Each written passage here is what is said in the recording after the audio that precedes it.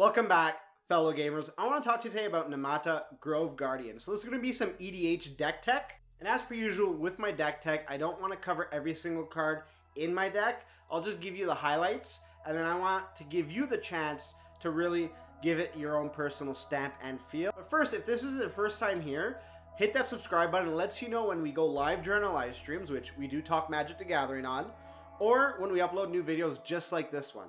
Alright, let's get right into it. So Nemata, first of all, is a Saproling Beast. And by Saproling Beast, I don't mean that that's the card type. I mean, this card just produces Saprolings and then can give them a buff. So this is great if you need a mana sink as a general, but more than that, it can really be a win strategy on its own. So protecting it is always a good idea, or just waiting for the perfect time to bring it out and then pump out a lot of creatures if you have infinite mana or you just ramp properly. That's the way to go. Now, the first thing I do want to mention is the new combo that this deck does take advantage of. Paradox Engine and Sprout Swarm give you infinite creatures. It gives you infinite creatures, so you can use the general's second ability to pump up whatever untapped creatures that are able to attack right off the bat like that. It's huge. It wins you the game. It wins you the game, so that is a win strategy in itself. And obviously doublers like these cards are key to the deck if you are going to be playing any type of token-based strategy like that. It can just maximize your efforts and get you there quicker. Other cards that produce Saprolings are also great. Now also draw engines to make sure you hit your pieces, like this card here.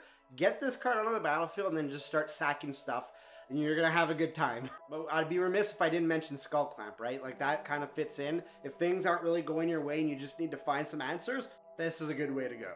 And I would actually go ahead and skip cards like Cage Sun and other buffs like this, just because the extra +1/+1 isn't really that needed because of the strategy of just pumping out a lot of Saprolings and then using those Saprolings to tap and then just attack with the remaining Saprolings that are not untapped. But not only that, this deck is really underrated.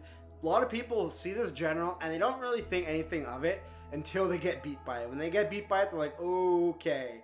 So your first game with somebody is going to go really well because they're not going to give you the respect. Now, Null Mage Shepherd isn't a card that I like to include in a lot of decks, but in this deck, it fits great. Just because you can tap a lot of creatures and then get them to untap, especially if you have Paradox Engine. This card is going to be absolutely ridiculous. I don't know if it's going to end up getting banned by the Rules Committee, but regardless, I know I'm playing with it because I don't play with a ban list, and I'm going to continue playing with it even long after it's been banned. So I really cannot wait to get my hands on this card. It is so busted. It's going to have so many different combos. This is just one of them that makes me like go, wow. Like to add on to that combo, we can make this a life gain deck. Throw an Essence Warden and there you go. It's just, you're gaining yourself infinite amount of life. Now, as with any green deck, I do recommend playing Crows and Grip. It just helps avoid infinite combos and shenanigans.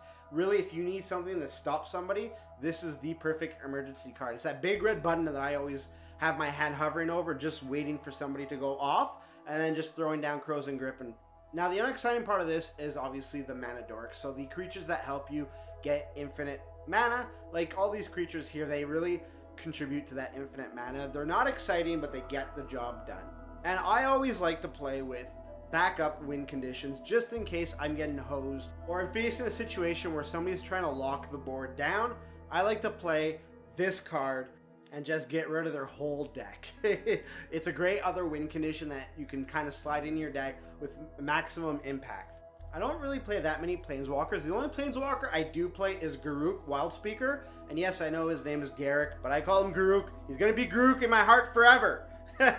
Well, the reason why I play him is obviously for his ultimate ability. If I'm facing another token strategy and they can match my tokens 1-for-1, I need to find a way to give them trample. Now, there are obviously other ways of giving my creatures trample like this here, but this is actually just another redundancy method because I do include these cards as well on top of Garruk Wildspeaker. There you have it. That's my foundation for this deck. I didn't give you guys many cards, but I gave you the meat and potatoes for this deck.